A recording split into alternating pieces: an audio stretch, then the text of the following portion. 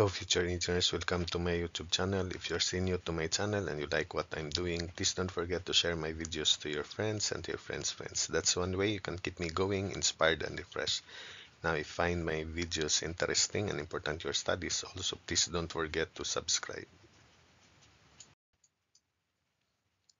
Level 6 on friction on wedges. Determine the smallest horizontal force P required to lift the 100 kilogram cylinder. The coefficients of static friction at the contact points A and B are mu sub S sub A zero point 0.6 and mu sub S sub B 0.2 respectively. And the coefficient of static friction between the wedge and the ground is mu sub S equals 0.3. So here is the given figure. Because this is a cylinder, there are only two possibilities of this cylinder to move. One is by slipping or sliding, and the other one is by rolling. Since the coefficient of friction at B is lower than that at A, so let's assume that at B the cylinder slips and at A it only rolls, and we will verify if that assumption is correct. So let's do for the solution, let's do the free body diagram by applying the weight of the cylinder first, which is 100 times 9.81 for the solution. Then we have the normal reaction at B,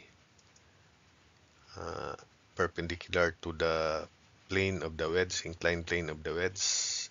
Friction, so the effect of friction would be to the right, so that down to the right, so that when we isolate the wedge later, it is up to the left, which opposes P supposedly, because the requirement is the smallest horizontal force P required to lift the 100 kilogram cylinder. So impending motion of the cylinder would be upward and supposedly rightward, but it is prevented.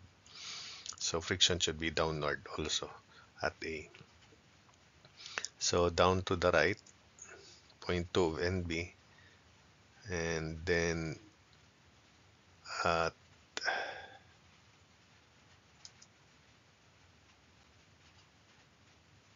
P, we have the horizontal line and the vertical line. So this is 10 degrees.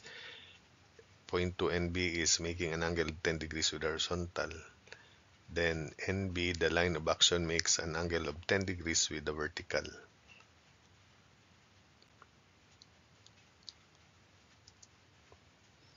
So that's 10 degrees. Then we have to apply NA here. Then friction, we'll just call it FA because our assumption is the cylinder slips at B and it only rolls at A. So that's it. For this distance, it's 0.5 cosine 10 degrees. Because the radius is 0.5 and this is 10 degrees, so this is 0.5 cosine of 10 degrees.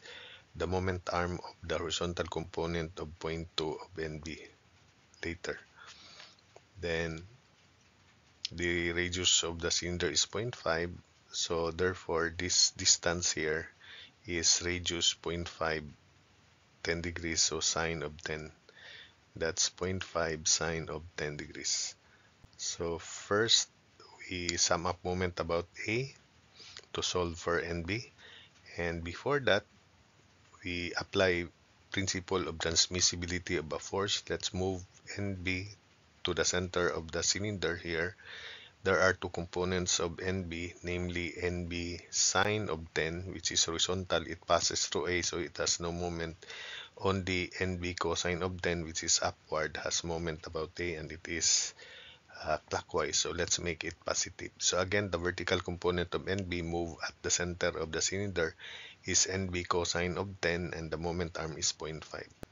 And it is clockwise. So let's assume clockwise moment positive. So take note, we sum up moments about A. So the horizontal component again passes through A, so it has no moment. Then let's proceed to 0.2 NB cosine of 10, the horizontal component. It is counterclockwise, so minus 0.2 NB cosine of 10 times moment arm 0.5 cosine of 10 degrees. Then the vertical component is downward, 0.2 NB sine of 10. It is counterclockwise also, so times 0.5 sine 10 plus 0.5. So minus 0.2 NB sine of 10 degrees times quantity 0.5 sine of 10 degrees plus 0.5. That's the moment arm of the vertical component of 0.2 NB. Then minus 981 times 0.5 equals 0. So take note that in this equation, only NB is the unknown, so we can solve NB using your calculator there. So N sub B is equal to 1307.86 newtons. Now that we have found NB, we then sum up forces vertical equals 0 to solve for, or horizontal equals 0 to solve for NA. So 0.2 NB cosine of summation of moment about the center rather equals 0. So 0.2 NB times radius, counterclockwise moment, positive this time, minus FA times radius, or FA times 0.5, this is 0.5, anyway we can cancel R, equals 0. The rest, NB, NA, and the weight will have no moment about the center. So that means 0.2 NB equals FA, or 0.2 times 1307.86 minus FA equals 0. So FA equals 261.57 newtons. So that's the frictional force required so that the cylinder remains in equilibrium when the cylinder slips at B and rolls at A. So let's next compute NA by summing up forces horizontal so that we can compute the maximum frictional resistance at A. So summation forces horizontal, NB sine 10, so 1307.86 sine of 10 degrees plus 0.2 NB cosine of 10, so plus 0.2 of 1307.86 cosine of 10 degrees, then minus NA equals 0. So from there, we can solve NA equals 484.71 newtons. The maximum frictional resistance at A is 0.6 of 484.71 newtons, and it is equal to 290.83 newtons, which is greater than FA required for equilibrium. So meaning our assumption that the cylinder will not slip at A is correct. It is only about to roll about A, and therefore FA is 261.57, indeed 261.87, and the cylinder is about to slip at B. So having found FA and NA, and we have verified that our assumption is correct, then we now draw the free body diagram of the wedge. So let's transmit the reactions point NB and point to NB, now opposite in directions as shown. And point 2 of NB is this, actually FA 261.57, so that's why you have 261.57 here.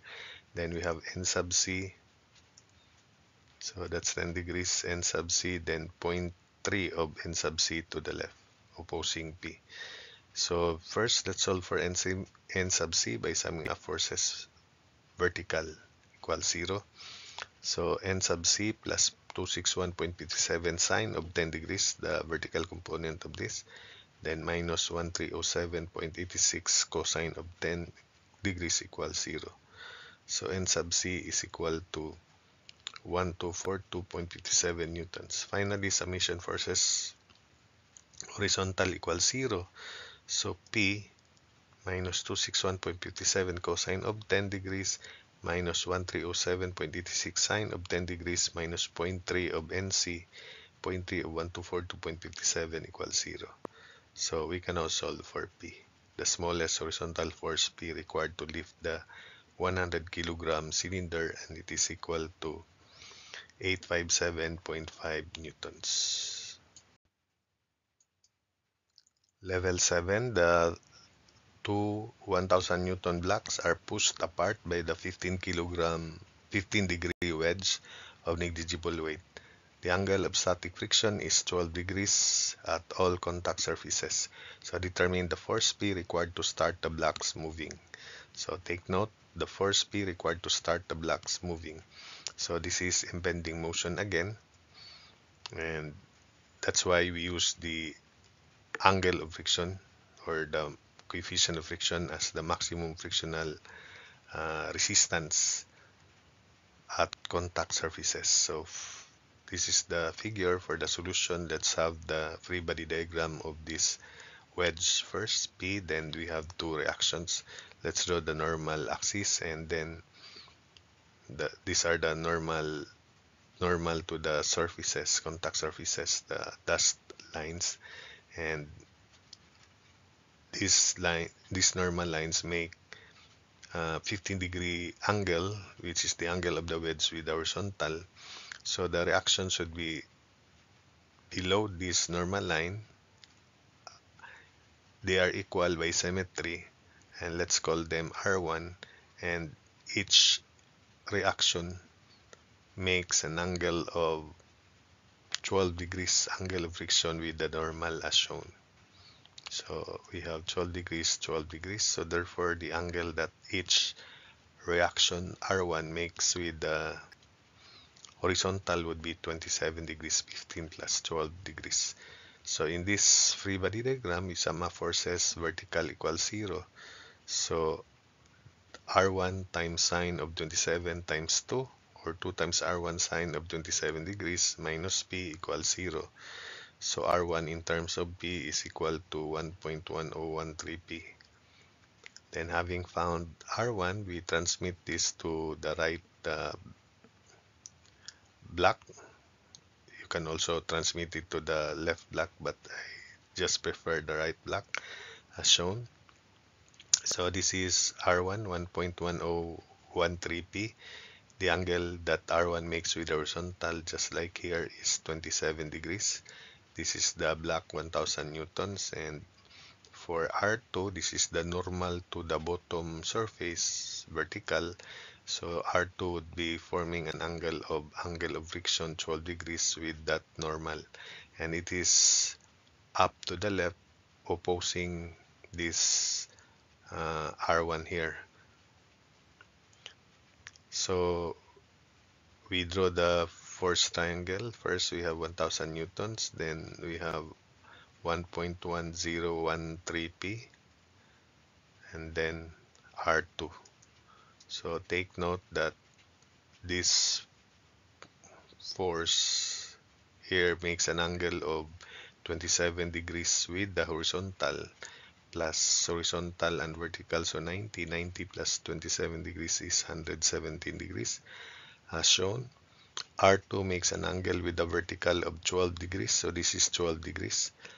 Therefore, this remaining angle is 180 degrees minus 117 degrees minus 12 degrees, and it is equal to 51 degrees. Then by sine law, we can now solve P. So 1.1013P as to sine 12 degrees equals 1000 as to sine of 51 degrees. So solving for P is equal to 242.9 newtons. For level 8 problem, the 10-degree doorstep is inserted with a rightward horizontal force of 150 newtons. If the coefficient of static friction for all surfaces is mu sub s 0.2, determine the values of Nu and Nl of the normal forces on the upper and lower faces of the doorstep. So here is the figure. Then we'll just draw the FBD of the wedge, transmitting the normal reactions and friction. So the condition is the just to determine the normal reactions NU and NL of the normal forces on the upper and lower faces of the doorstop when the force P is 150 newtons. So, and the coefficient of static friction for all surfaces is 0.2. So let's have the solution. Let's draw the normal axis denoted by these dashed lines. Then let's have the normal reaction at the upper part NU, which makes an angle of 10 degrees with the vertical. And this is friction 0.2 of NU maximum opposing the 150 Newton force. Then we have NL and friction, which is to the left, 0.2 of NL. So remember that the angle here is 10 degrees and you making an angle of 10 degrees with the vertical as shown. And the 0.2 NU makes an angle of 10 degrees with the horizontal. So let's solve first. Let's express first NL in terms of NU by summing up forces vertical. So NL plus 0.2 of NU sine of 10 degrees minus NU cosine of 10 degrees equals 0. Then NL can be expressed in terms of NU, and it is equal to 0.95008 of NU. Then summation forces horizontal, we can now solve NU. So 150 minus NU sine of 10 degrees minus 0.2 NU cosine of 10, horizontal component of 0.2 NU, 0.2 NU cosine of 10 degrees minus 0.2 of NL, and NL is 0.95008 of NU equals 0. So from here, only NU is the unknown, we can solve for NU. So NU is equal to 267.6 newtons. Then NL is 0.95008 of 267.6. So N sub L is equal to 254.2 newtons. So that's it for this video.